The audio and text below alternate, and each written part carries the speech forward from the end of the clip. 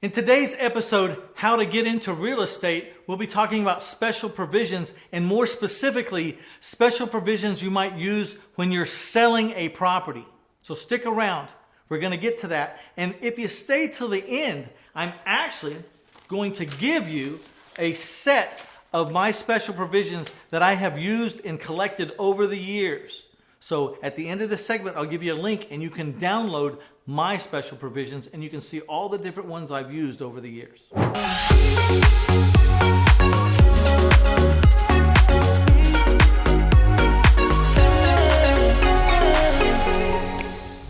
When you're negotiating with a buyer and you're trying to sell a property, there are certain things that you might hear in that conversation that you want to make a run at that'll make your property more lucrative or increase your profit. A good place to do this is in the special provisions. You can always put in the special provisions, I'm keeping the sofa, I'm keeping the washer and dryer, I'm keeping the refrigerator, and you can just make a run at all these appliances and see if the guy just agrees. If they don't like it, you can always just cross it out. But the special provisions is a great place to try to up your game. In this segment, we'll not only learn about the definition of special provisions, but we'll also be talking about when to use them and how to use them correctly. We're also going to talk about some examples I have used when selling properties. Then at the very end, I'm going to tell you this little secret. It's very simple and it's very easy, but there's a little secret how I never miss the right special provision for the right occasion. And it's a very simple thing you can do and you won't ever miss when you're supposed to put a special provision in. There's simply too many to remember. So I'm going to show you my little secret and you'll never miss it again. So let's define the words special provisions, okay? So I'm going to get a little help here. I'm going to read from my paperwork here. Special provisions are for any arrangements between the buyer and the seller that are not covered in the state promulgated forms. It may be best to use the addendum available to realtors for routine arrangements, okay?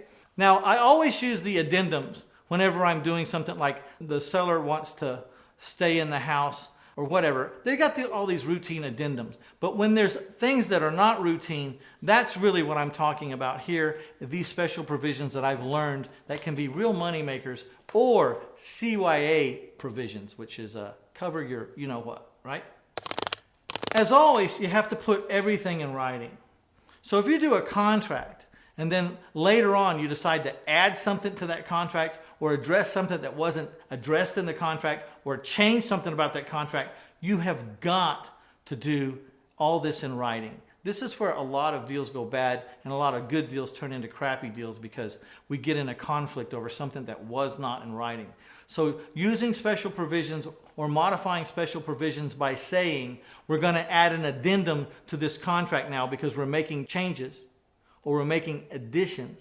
So if you have a contract and there's going to be an addition or some kind of change to it, you may want to add an addendum. And this is how I use special provisions with an addendum. I will simply go to the special provisions section and say, see addendum A attached hereto and made a part hereof. And then I'll fill out addendum A, which will address the addition or the changes that we're making. And we'll just date it and we'll both sign it and we'll staple it to the contract. And so now we have a real live change that's been documented and signed by both parties. This is a really good CYA. You know, you got to cover your backside and never do anything on a handshake or verbally. Everything in writing. So I was talking about using special provisions to make some extra money when I'm selling a house. So here's some special provisions that I've used just to make a run at. Buyer to pay all closing costs. I put this in the special provisions. Make them initial it. Normally, the seller has to pay a certain amount, but I'll make a run at it, see if anybody wants to correct it or they want to let it go. There are no tax or homeowners association prorations. That means if they've paid for the year, then they just stay paid for. You know, I'll put that in the special provisions. There's a lot of special provisions you can use to up your game. I venture to say I could up your game about $1,000 a deal, at least minimum, on some piddly stuff in here. So if you hang around to the end here, we're going to give you a copy of this, but it's about 24 special provisions that I've used in the past.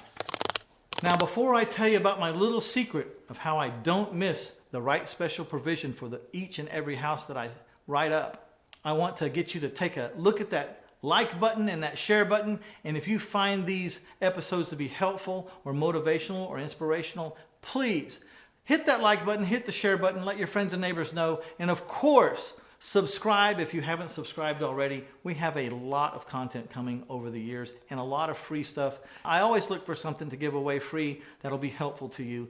I work at it very hard, and there should be mountains of stuff by the time this year is over. So be sure to hit the subscribe button.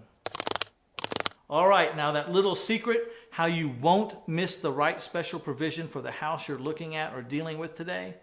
You take your special provisions and you put a copy, all the special provisions, right on top of your blank contracts.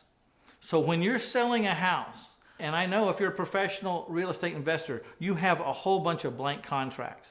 Well, just add this to your blank contracts. Put it right on top. When you go to sell a house, you'll be looking at the house that you're dealing with. And then you can start reading down through your own set of special provisions, and the ones that you think you need for this buyer that you're talking to will start jumping off the page at you. And it will up your game. I bet you it'll up your game about $1,000 a house. If you take some of these special provisions and start sliding them into your contracts, the ones that fly will make you money.